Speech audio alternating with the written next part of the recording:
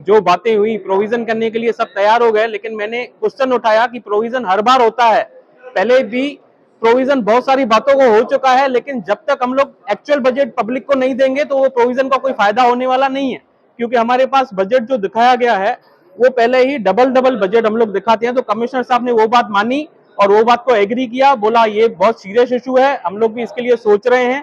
तो कमिश्नर साहब ने ये बात माना और मुझे पर्सनली बोला है आप अपने टीम के साथ, जो हमारे चीफ ऑफिसर हैं जो बजट बनाते हैं, आप उनके साथ बैठ के उनको ये सब आइडियाज वगैरह दे सकते हैं। तो हम लोग कमिश्नर साहब के बहुत शुक्रगुजार हैं। ये प्रोविजन अगर सब मान भी लिए, लेकिन वो कुछ होने वाला नहीं है जब तक बजट एक्चुअल नहीं आती है। तो वो सब बातें कमिश्नर साहब ने एग्री की। मैं कमिश्नर साहब का वापस से धन्यवाद करता हूँ।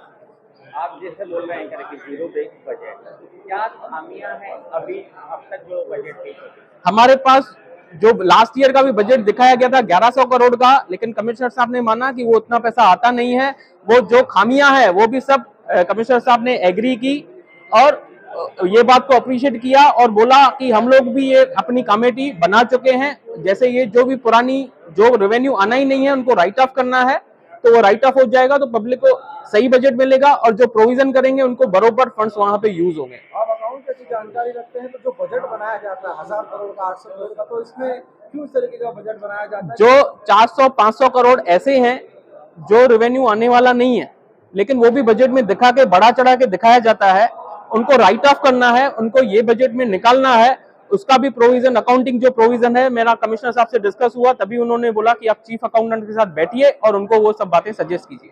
बजट पर काफ़ी चर्चा हुई। ज़ीरो बेस्ड बजट मीन्स जो भी हमारे शहर में एक्सेस हमको सपने दिखाए जाते हैं कि इतना बजट हमको मिलने वाला है, लेकिन वो डबल टैक्सेशन, एक घर पे 2 टैक्सेशन आते हैं, तो उसको जो ख़त्म करते हैं ना उसको बोलते हैं ज़ीरो बेस्ड बजट, जिसमें रियलिटी दिखाई जाती है कि हमारे शहर में इतना आने वाला है और हम उसके हिसाब से खर्चे दिखाएंगे। पर हम लोग ये सपनों की दुनिया में जी रहे हैं बहुत सालों से, तो वो हम लोग को सपने खत्म करने हैं, रियलिटी में आना है।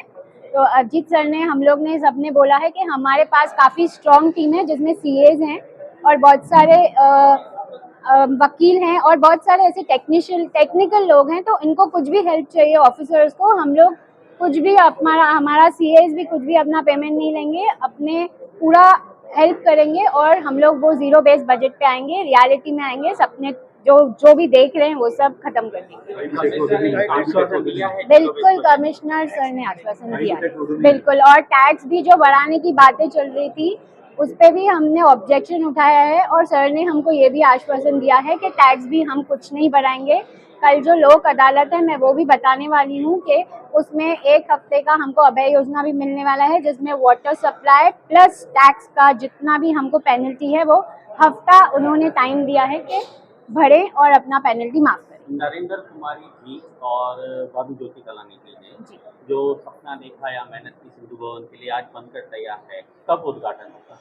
बहुत ही जल्दी उद्घाटन होने वाला है। हम आपको ये भी बताने वाले हैं, हमारी ऑलरेडी तैयारी, मुझे लग रहा है हम लोग थोड़ी हिडन चीज़ें रखते हैं लेकिन आप पूछ ले रहे हैं, बट बहुत जल्दी उसके लिए भी आपको बुलाया जाएगा। आपको पता है कि अभी एडमिनिस्ट्रेटिव रूल है, हम सब नगर सेवक से माजी नगर सेवक हो गए हैं, तो कमिश्नर सर के पास सब पावर्स आ गए हैं।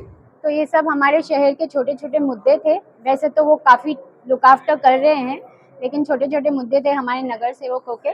बजट का बहुत बड़ा मुद्दा था, ये पहली बार हुआ है कि कोई भी नगर सेवक बजट में अपना अपना कुछ भी सजेशन दे नहीं पा रहा है, सब रूल प्रशासन का है। तो इसके लिए हमने जो भी बजट में प्रोविज़न मांगा था, सर ने हमारी सब बातें सुनी है और आपको बाकी सब कमलेश बताएंगे। शहर के अन्य मुद्दों के ऊपर कोई विचार विमर्श किया गया, क्योंकि शहर में कई जो है मुद्दे उठाए जा रहे हैं। मैं आपको वही बता रही हूँ कि अभी हम सिटी इंजीनियर सर को बैंक ऑफ बड़ौदा के इधर लेके जा रहे हैं, जहाँ का रोड खुदा हुआ है, तो हमको थोड़ा जल्दी जाना है, बट हमारी बहुत सारी बातें हुई है जिसपे कमलेश जी आपको बताने वाले हैं। राष्ट्रवादी के समस्त सभी नगर सेवक, यूटी अध्यक्ष सुमित चक्रवर्ती जी, नरेश दुर्गानी जी, राजेश टेकचंदानी जी, सभी नगर सेवकों ने जो मांग की कि भारतीय जनता पार्टी के नेतागण और आमदार ने जो बताया था आयुक्त साहब को कि हमारा फंड रोका जाए, राष्ट्रवादी के नगर सेवकों को निधि नहीं दी जाए, उसके लिए सकारात्मक चर्चा हुई। कमिश्नर साहब का मैं तहे दिल से धन्यवाद करूंगा कि किसी भी नगर सेवक का निधि नहीं रोकेंगे। इक्वल डिस्ट्रीब्यूशन करके सभी नगर सेवकों को इक्वल निधि देने का निर्णय आदरणीय कमिश्नर साहब ने लिया है। मैं कलानी परिवार की तरफ से कमिश्नर महोदय का धन्यवाद करूंगा। और बात रह गई कि विभिन्न मुद्दों के ऊपर जो हथगाड़ी वालों के हैं हमारे शहर के, वो हथगाड़ी वालों से अवैध तरीके से वसूल किए जा रहे हैं पैसे के ऊपर भी आदरणीय कमिश्नर महोदय से चर्चा हुई कि वो अवैध तरीके से हमारे गौर गरीब नागरिक हैं उनको जो है वो राहत दी जाए, उसके लिए भी कमिश्नर ठेका रद्द किया जाए, उसके लिए भी कमिश्नर महोदय से बात हुई। हमारे संतोष पांडे जी के माध्यम से उल्लासनगर में उत्तर भारतीय भवन बनना चाहिए, इसके लिए आने वाले बजट में तरतूद की जाए और तरतूद के साथ में महानगर पालिका की जो जगह है उस जगह पर बड़ा भवन बनाकर हिंदी भाषिकों को न्याय मिलना चाहिए। हमारे शिवाजी रगड़े जी के माध्यम से डॉक्टर बाबा साहब अम्बेडकर भवन बनाकर उल्लासनगर में हमारे मागास वर्गीय समाज को न्याय मिलना चाहिए और ये सब चीजें बजट में तरतूद होनी चाहिए। हमारे सुमित चक्रवर्ती जी, राजेश टेकचंदानी जी, नरेश दुर्गानी जी, पार्किंग प्लाजा बनाकर शहर की ट्रैफिक समस्याओं को मुक्त किया जाए, ये सभी विभिन्न मुद्दों को लेकर आदरणीय कमिश्नर महोदय से चर्चा हुई। देखिए, जनरल निधि है और जनरल निधि कमिश्नर महोदय वो स्पॉट को चेक करके वहां पर वो निधि दे सकते हैं, पर आमदार महोदय जो है उल्लासनगर के भारतीय जनता पार्टी के नेता, उनका कहना था कि सबका सब फंड हमको देना चाहिए और जो हमारे वार्ड है, जो हमारे लोग हैं, हमारे वार्ड नहीं, ये पूरा शहर हमारा है, शहर के अंदर सबसे ज्यादा नगर सेवक हमारे हैं, उन नगर सेवकों के साथ में कहा भी दुधाभाव नहीं होना चाहिए, उनके वार्डों का विकास होना चाहिए। वो विकास के लिए आदरणीय कमिश्नर महोदय से हमने चर्चा की और कमिश्नर महोदय ने ऐतिहासिक निर्णय लिया कि सभी नगर सेवकों को एक तरीका सभी को निधि दी जाएगी। कितनी निधि आई आपको जिसके आई नहीं है, ये आई नहीं है, जनरल निधि है। बाहर से, ऊपर से, मोदी जी से, फडणवीस जी से, देवेंद्र जी से कोई निधि नहीं आई है। ये हमारे उल्लासनगर महानगर पालिका की निधि है, टैक्स के पैसे हैं। जो आप बोल रहे हैं बाहर से, ऐसी कोई जानकारी आपकी गलत है, बाहर से नहीं आई है, ये जनरल निधि से वाटअप हो रहा है।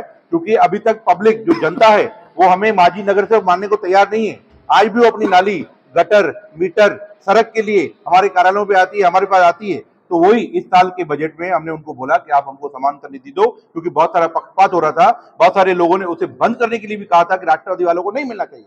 तो राष्ट्रवादी के जो 23 वार्ड है, नगर सेवक है, वो क्या करेंगे? तो कमिश्नर साहब ने जो मांग की गई थी राष्ट्रवादी वालों को निधि नहीं चाहिए, उनको ठुकारा दिया है और हमको जैसे उनको निधि दी जा रही है वैसी निधि मिल रही है और शहर में सब वार्डों में एक तरह का कार्य होगा। और ये जनरल निधि है, कोई ऊपर से निधि नहीं आई है। कोणार्क, अपना शहर, अपनी बातें।